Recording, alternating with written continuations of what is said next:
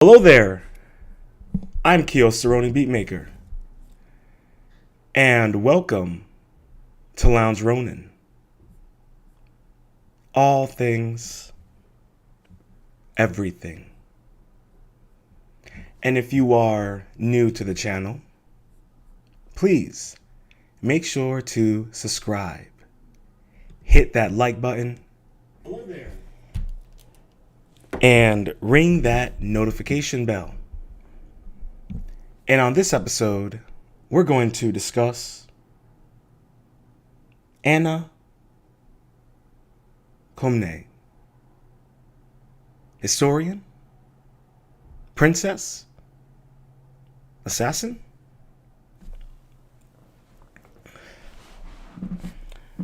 Now, this is a story that just kind of stumbled onto me, and as I was doing a little light read of this individual, I found her to be pretty interesting and compelling. And we're going to do a little light introduction onto her. So, without further ado, let's get into it. And much love to everyone listening over in Rumble. I see you guys over there. Don't forget to hit that like button. Much love to Twitch, Twitter, and YouTube. Let's do it.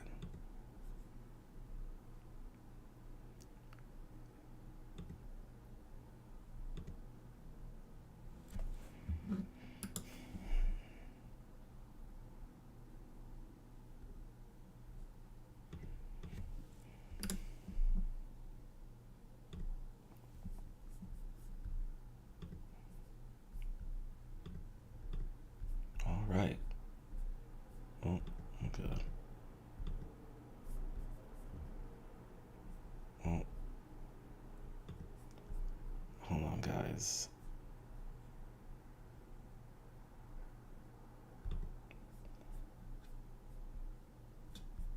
I made a little boo-boo. Give me a quick second.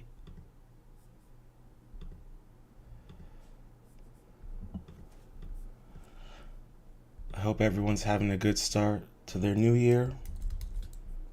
I know it has started off a bit wild internationally for all of us, but try to stay positive and focus on what you can control.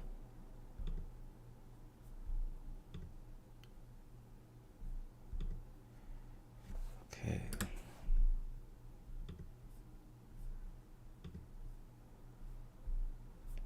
What the? Hold on, guys. Sorry, I gotta do this again real quick.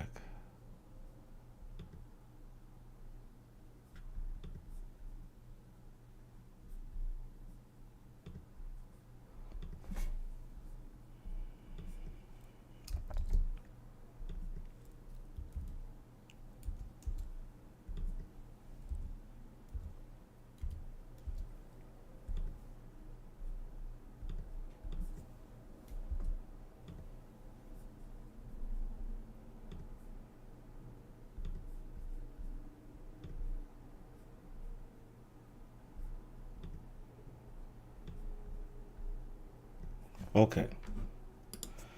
Alrighty. We're good now. Apologies for the delay. Here we go. Now, this article was updated October 27th, 2022, and it is written by Robbie Mitchell.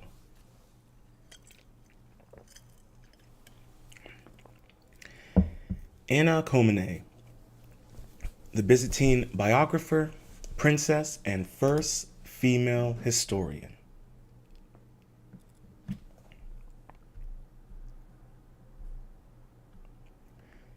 These days, it seems that if an author wants to go straight to the top of New York Times bestseller list, all they need to do is release a tell-all memoir or biography aimed at a famous politician or a member of a royal family. This is not a new phenomenon. People have been writing books like these since the invention of writing. Yet the most successful tell-all texts have the same thing in common: access to the subject. A great example is Anna Komnene's Alexiad. As the eldest daughter of the Byzantine Emperor Alexios I Komnenos, she had almost unlimited access to the royal court. Today, her work is one of the greatest resources historians have for studying the Byzantine Empire, and is seen as one of the greatest biographies of all time.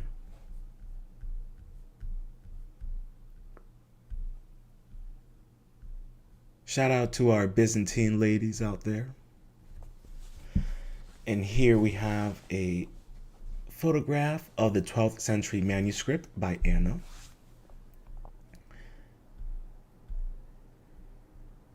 The early life of Anna. Anna, born in 1083 AD, was the eldest daughter of Alexios I Komnenos and his wife, Empress Irene Doukhania. Like most other Byzantine royal babies, she was born in the Prophyre chamber in the royal palace in Constantinople. The emperor wasted little time marrying his eldest daughter off to a Constantine Ducas, the son of former emperor Michael.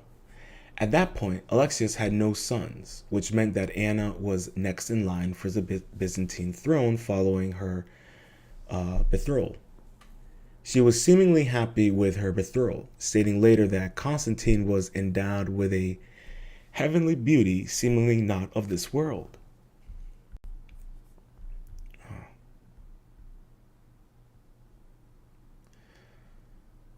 Yeah, give me a woman that talks to me like Anna talks to her man.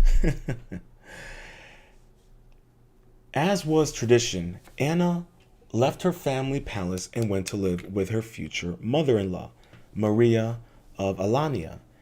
As a royal, the young woman was tutored in mathematics, philosophy, and medicine. She was a keen student who hungered for information. Unfortunately, it was considered unbecoming for a lady at court to receive higher education. Anna begged to be allowed to continue her studies, but these pleas fell on deaf ears. Anna was not to give up. However, in secret, she hired Michael of Ephesus to tutor her in the higher levels of philosophy. Aristotle was a particular favorite. Everything began to change for Anna in 1087 AD. Her mother finally provided her father with the heir he had always hoped for, John. Despite being the youngest child, John was made his father's new heir. Anna was consumed with jealous hatred of her young brother. Some Game of Thrones stuff is about to be afoot. So here we have a drawing of Alexios and Irene playing with their daughter Anna.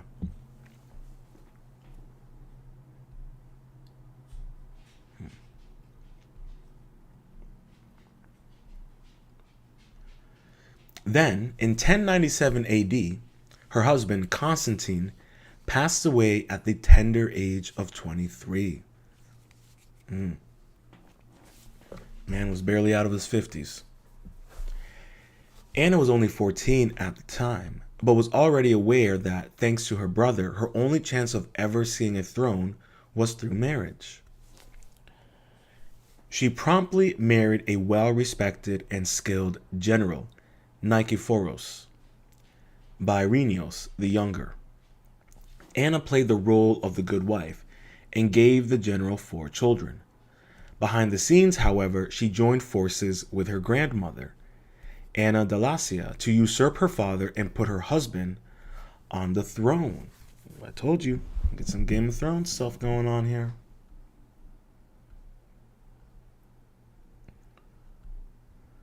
Her grandmother, who was experienced in planning coups.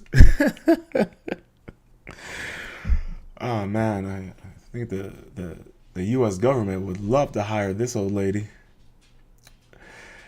Having helped put Alexios on the throne in the first place, sadly, Anna's plan had one fatal flaw.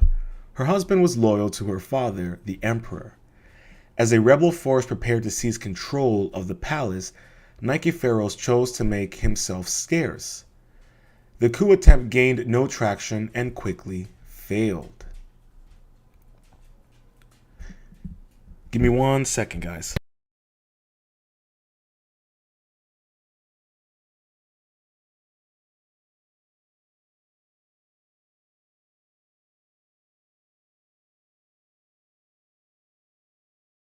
Sorry about that. I had to check on my doggy. Okay.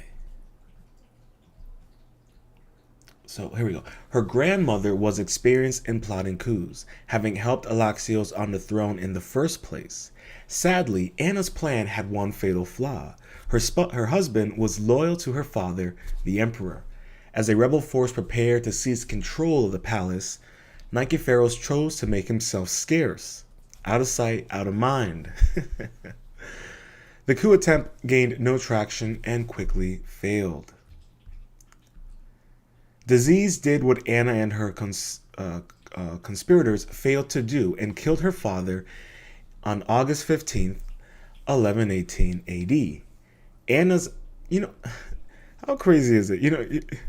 Imagine, man, you know what? Imagine your mom, right? Just being skilled in planning coup d'etats and having no problem with just coup d'etating her own son just out of sheer will that, hey, this is a a passion hobby of mine, and I just can't help myself. God damn. All right. Anna's hatred became Anna's hated brother. Here we go. Became Emperor John II of Komneneos. During Alexios' funeral, an assassination attempt was made on John's life. The attempt failed, but it seemed more than likely that Anna was involved. You think? John was no fool and saw the threat his big sister posed. Less than a year after his father's death, he had Anna banished to the Theotokos Ketoratomia monastery, which had been founded by their mother. Everything Anna owned was seized, and she was banned from ever returning home. Anna did not take this punishment well, and chose to spend her explosion wreaking vengeance on her family. She did this by writing the Alexiad. So, is it safe to say that Anna was the first one to write hate email? That's what that sounds like. You know how you'll have on Twitter, you'll get those threads, and it's someone breaking down how terrible somebody else is, or you get the video essays about how terrible somebody is and their history, all that stuff. Biographies. Anna was the first one, the first one to spend the rest of her days talking smack about her family.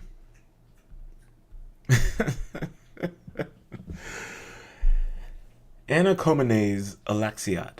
Anna's second husband died in 1137, and later the same year she began writing the Alexiad. Starting in 1137, she carried on writing the book through the mid-1140s. The series covers a period spanning 1069 up to 1118 AD. Anna claimed to have written the book as tribute to the reign of the father she had tried to kill.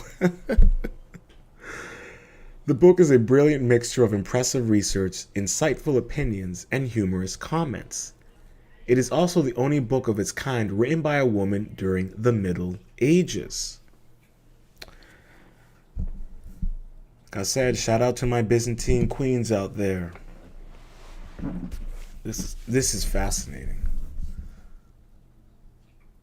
Wow, the only book of its kind written by a woman during the Middle Ages.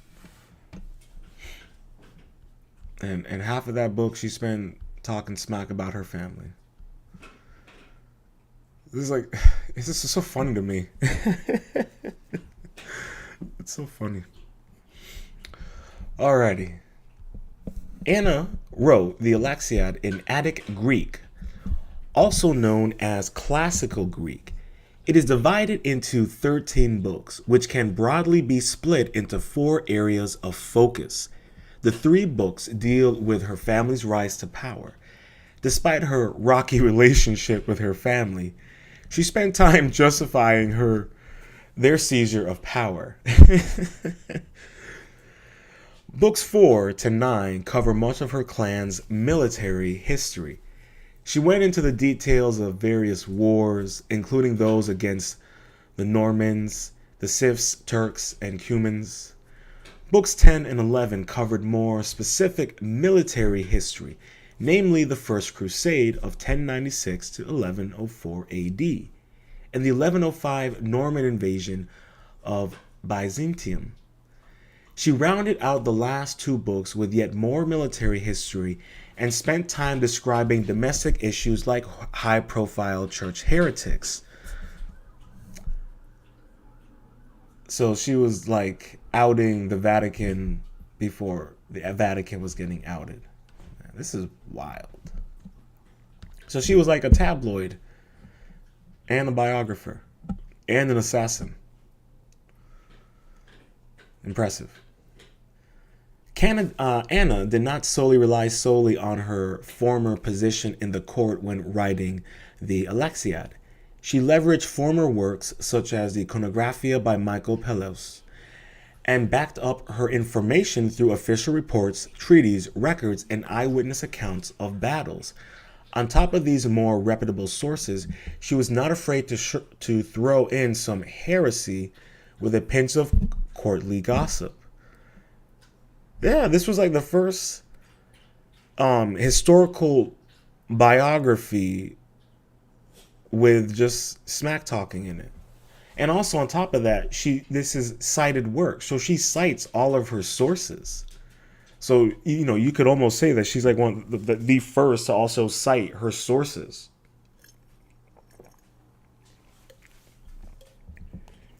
So that no one could discredit her. It's a very, very, very intelligent woman. Gotta give her credit for that. Really intelligent woman. Knew what she was doing. And here we have a picture of Alexios I of Komnene and Hugh the Great and Crusader Council from Anna's Alexiad. Alexiad as a historical source. The fact that Alexiad has become an invaluable tool for historians does not mean it is without its faults. It is always important to check the historical source for prejudices, and the Alexiad is certainly no different in this regard. I mean, what historical source isn't? I mean, to quote to quote Goldstein, history is a psyop. Anna set out to make the text as impartial as possible, but even she admitted that her work was ultimately prejudiced by her own opinions. The author's bias is most apparent in sections relating to the reign of her father, which is much of the book. Anna painted her father as a moral and laudable leader who seemingly could not do no wrong. In one section, she described him as a fiery whirlwind radiating beauty, grace, and dignity, and an unapproachable majesty. Yow.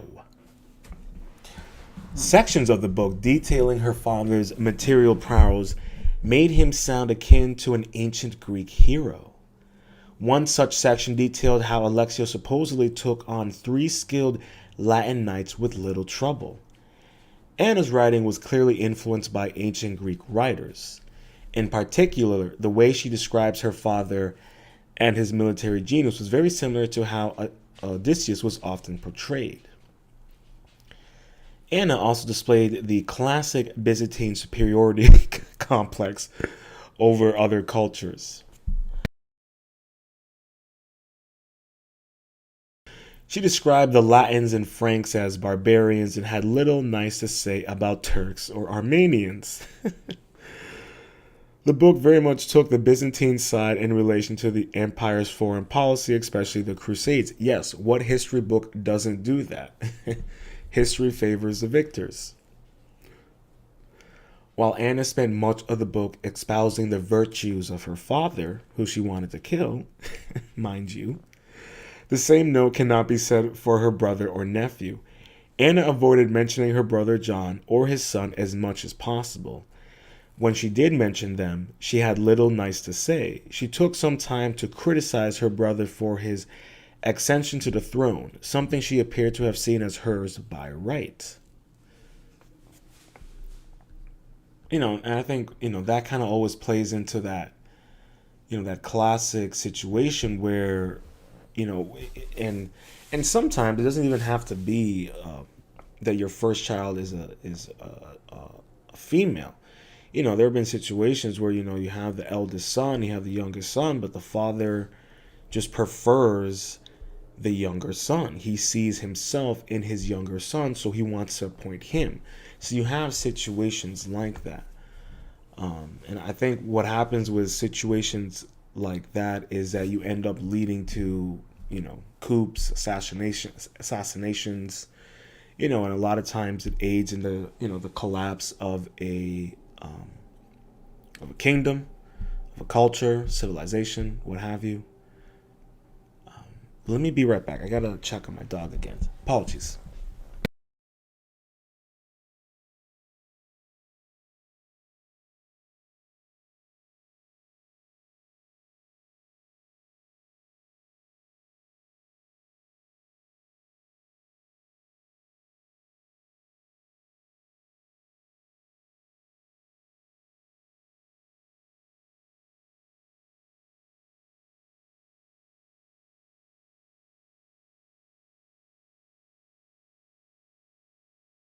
I have returned.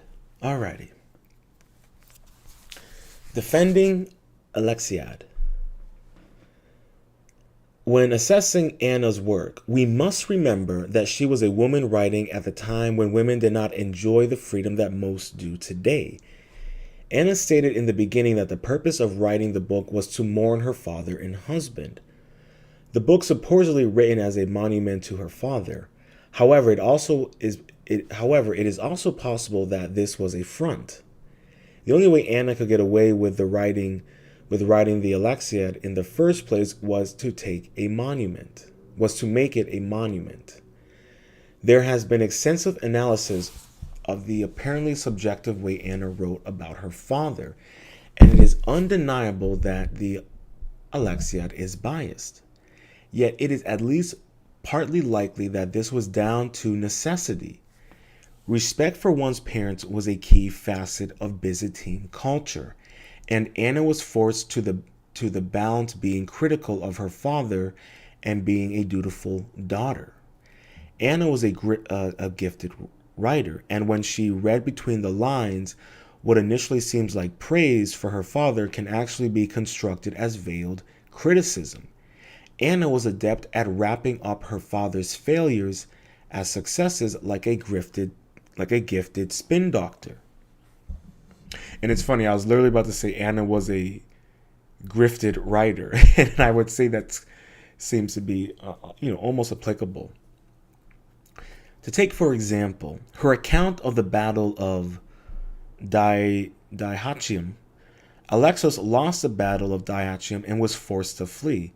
Except in Anna's vision, he fled historically, and she likened his horse to Pegasus.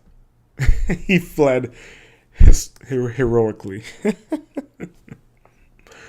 Later, when Alexos was defeated by the Pisidians and lost the sacred veil of the Virgin Mary, oh boy, Anna claimed that he in fact hid it so well even he couldn't find it.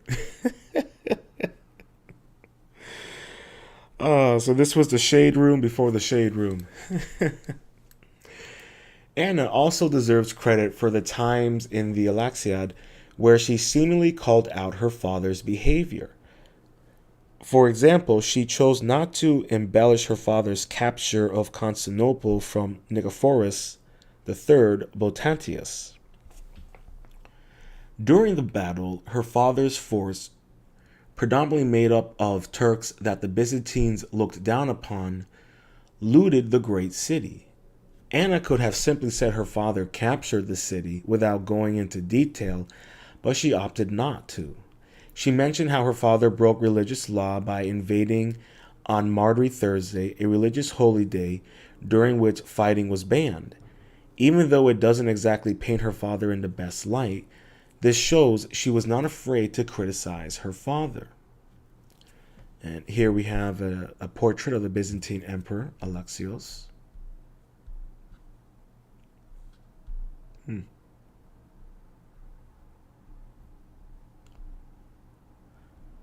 Conclusion.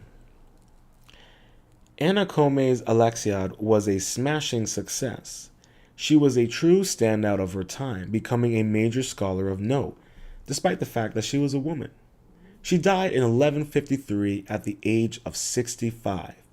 At her funeral, Georgios Tournaikis praised her beauty, charm, wit, and intellect. He also described her as a woman, more wise than men in words, more manly in acts, and more prudent in tests.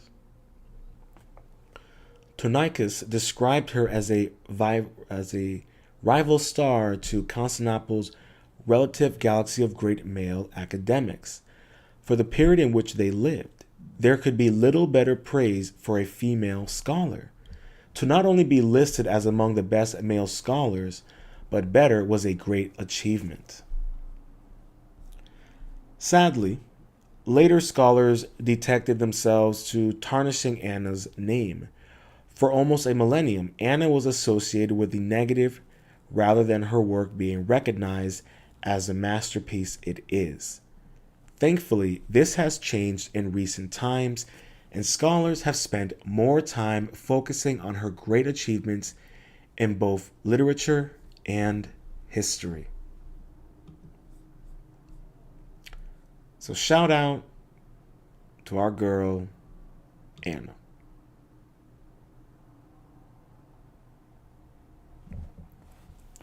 Fascinating little tidbit of ancient history there for you guys. All right, we're not really ancient, but history. And for me, I find it fascinating because, we don't, this is the unfortunate thing about, history is that, they will often suppress, the achievements of those that conflict with the narrative. And Anna is no different than that. Even though she was a woman, she conflicted with the narrative that was presented and that has been presented. But, we're kind of breaking free from that and realizing that, there are, great women out there who have made wonderful achievements in literature, history, philosophy, what have you. So I think it's important for us to kind of be aware of these, little nuggets of greatness and their impacts to our way of telling history and telling stories and narratives. We can also look at her as being one of the first people out there to, practice citing sources. And for that time and era, that's a really important thing to do. And I'm sure, there are other historians at that time and scholars who I'm sure did the same thing.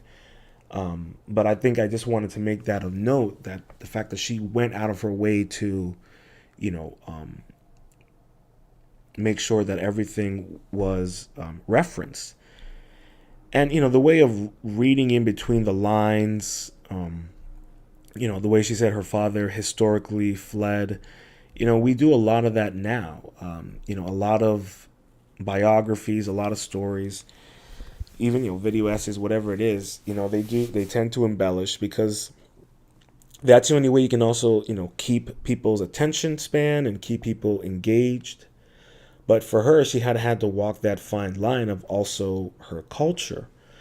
And I think that's a thing for many people to kind of deal with, is the domestication side of our cultures and how it kind of shapes our perception of our family, our friends, our nation, and ourselves. So I think, Anna really does a great job of kind of illustrating that through her work, this finding that balance of respecting and loving your culture and your country, but also having to be critical of it, regardless of, her own, sins. We can at least acknowledge the fact that she was willing to acknowledge her behavior and some of her choices. And I think that's a really fascinating thing, and really telling about her character, as an individual and as a woman.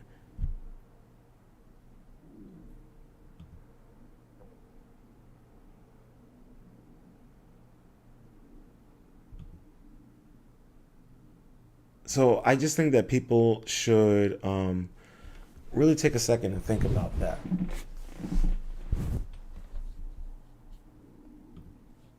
And be sure to look into these little nuggets of history, like I said. And for all of us now, we can now have a little interesting thing that we can share, with society, and I think that's also a cool thing. So, like I said, guys, just be out there, be mindful, and be engaging with history in a manner that allows you to be critical of it. Because, like I said, history is a psyop. History is written by the victors, so you got to be mindful of what you're reading, and always, check the sources. Always read both sides of history, and even the side of history that no one wants you to know about.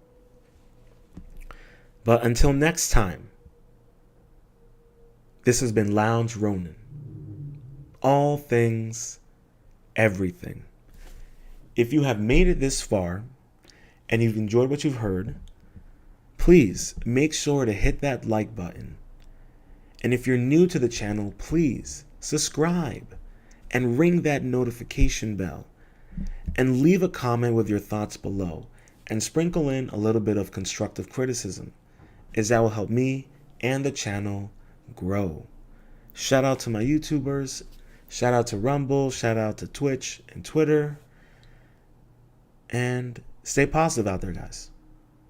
And until next time, stay positive, stay focused, stay true, and much love.